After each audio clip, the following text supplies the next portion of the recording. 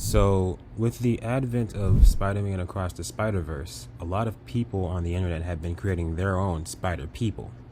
Now, I haven't seen the movie yet, but I'm an artist, and I've drawn myself on a couple different occasions. So, I thought, what would mine look like if I were to try my hand at this little challenge? I figured why not take y'all with me while I find that out. Like and subscribe if you enjoy, and here you go. Okay, so I forgot to record myself sketching out this design, but here it is, and it's inspired by this piece that I did for a friend of mine. Now, I gave myself those shoes, and the sword that I gave myself in that design is inspired by this as well. There's also a shoulder pad. If you took notice, there's like a shoulder pad, like kind of like a fox on that little picture as well, and I gave myself something similar to that to represent my dog. And I'll get more into that as we get into this video. Now, right now, what I'm doing is essentially trying to find out what my character would look like under the mask. And I tried to create a different pose for it, with him smiling, like winking at the camera, whatever the case may be, like a little cheeky, something like that, to showcase more of my personality with it. But I don't know, something about it just didn't end up working for me. In the end, at the end of the day, I ended up scrapping it. But I left it in this video just so I guess I can show me figuring out what this character looks like, because it was a long process of me trying to figure out, hey, how would this character act, or how would this character portray himself, or I mean even just figuring out what that character looks like, so yeah, didn't end up liking this rendition of how my character looks, and yeah, so I ended up scrapping that and copying and pasting the overall shape of the mask version, and just erasing the mask and trying to fill in what the face would look like under it, so yeah. And also, if you take a very close look at my left eye there, I have a little marking over that eye, and essentially that's a reference to a project that I'm working on, and I'm very excited about that. So I decided to slip it in there, just for fun or whatever, because yeah. So going into a bit of the color design and stuff like that, because I am working now on the values and all that stuff, just the contrasting values between the different pieces of material here and there. The color that I was going for is essentially inspired by this tarantula. It is called the Chilean rose hair tarantula, and what it ends up doing is whenever it feels that it's in danger, or whenever it's irritated or whatever, it will kick off the hairs off of its abdomen, and those hairs will end up irritating wherever it lands or whoever it sticks to, and I kind of sort of implemented something that's similar to that within my character as well, because that's kind of a cool little thing, right? So yeah, that tarantula has a lot of oranges and yellows and kind of a few little areas of black in there as well. So I just decided to give my suit, my Spidersona character suit, that look as well, and with all the little graphic details there, I'm doing within the little time lapse and all that stuff. I was trying to match the feel of the Spider-Verse feels. I did see the first film, and I love that style. I'm just not sure if I landed it at all. I'm personally, I don't think I did, but hey, I like how it ended up turning out. I truly do, so I'm proud of that.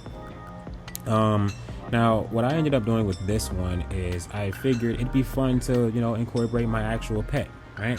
Now, I have a little deer head chihuahua, his name's Panther, he's black, his fur is completely black, and he's just very, very silent, he's very, very quiet dog, right? So what ends up happening is just throughout the day, randomly, he'll end up sneaking up on people. So I figured if I was to give him any type of abilities, it would probably match that. So what I just decided to do was, hey, it would be fun if I gave him this larger, shadowy version of himself, right? Like, if he wanted to, dive into battle for real, he could just like, transform into this shadow version, this beastly, huge looking dog. And yeah, that's essentially what that ended up happening.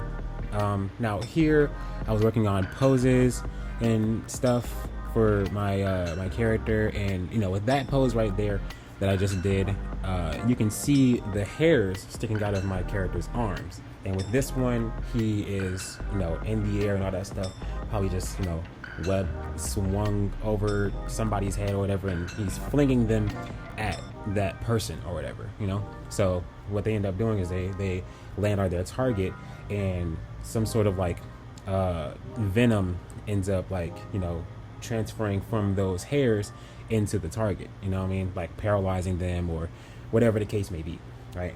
And being that this character already has like a sword and all that stuff, he's attuned to using like sharp weapons and stuff like that. Like I figured that is pretty on brand for him, So yeah, with this one, I'm just figuring out what he looked like perching, with this sword on his back or on his waist or whatever, and he's carrying it, holding it, and all that stuff. Trying to like figure out some interesting little like graphic little poses and stuff like that here and there, because like that's what Spider-Man is known for. Just that dynamicism. I can't talk.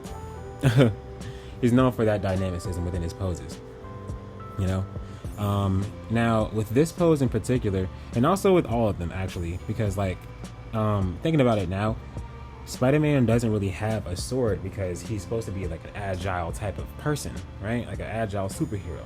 How is he gonna do all these different little flips and stuff like that, and fit in all these tight spaces and all that stuff? He has this massive sheath on his waist, So what I ended up doing was making it a chain whip sword, right?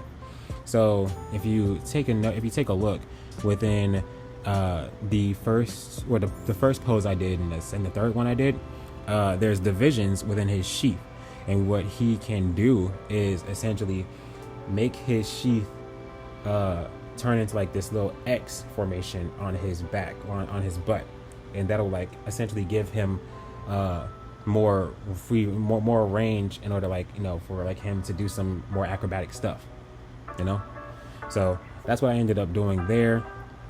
And I figured that should be good enough as far as like him needing to fit within tight spaces and all that stuff, So yeah, as of right now, I'm inking the whole thing out just to figure out how the colors and all that stuff would look for his whole body, because I haven't really done that by this point, and honestly I should have. You know what I mean? But I'm not a professional character creator or designer, so it was definitely a learning process for me. And yeah, also didn't really have the like screen tone tools in my Clip Studio file, you know what I mean? So yeah, the whole Spider-Verse like style and stuff like that relies heavily on screen tones, and I just wasn't able to make that happen with my character in particular. But it's all right though, because like I feel like my style, just it's good enough, you know what I mean, to get the point across. So yeah, I enjoy how these poses turned out. I feel like they're really cool. They kind of like, they give off a bit of that Spider-Man type of flair to it, but they give off like a different type of flair to it as well. Like, like it's like Spider-Man like, but being that he does have a sword and he does have, he's carrying this stuff around, all that stuff, it's kind of different, which I like that. I like that a lot, actually. So yeah, going into it again, laying down the grays and the values and stuff like that. Although this one is just more so like a flat color type of gray, I wasn't really like trying to do too much as far as like shading, but I will get into shading with these poses in particular, later on. Also, I don't think I'm too happy with how the colors ended up looking for the sword, like that blue handle, or it's actually called like a suba or something like that, or yeah, no, I think it's a suba for a katana blade. Yeah, the light blue suba, not really a fan of that actually. Looking at it now, yeah, but it's okay though. It's all right, because learning it, at the end of the day, it's learning experience. Either way, I'm happy with it.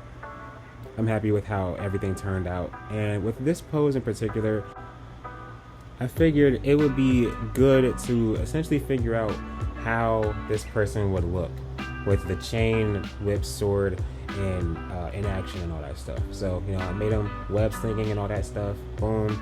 And he has the webs or the chain sword behind him. And what I thought would be pretty cool for this spider person in particular is if the chain sword was actually, or the chain with his sword was actually like the webbing, like everything was connected by his webbing and all that stuff. So, I figured that'd be pretty cool.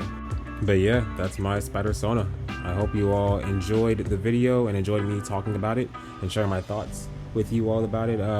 Yeah, if you all like the video, give it a like, subscribe if you want. And yeah, I'll be back with some more different type of videos and maybe tutorials in the future. Let me know what you guys want to see, But until then, I'll check back in with y'all later. Peace.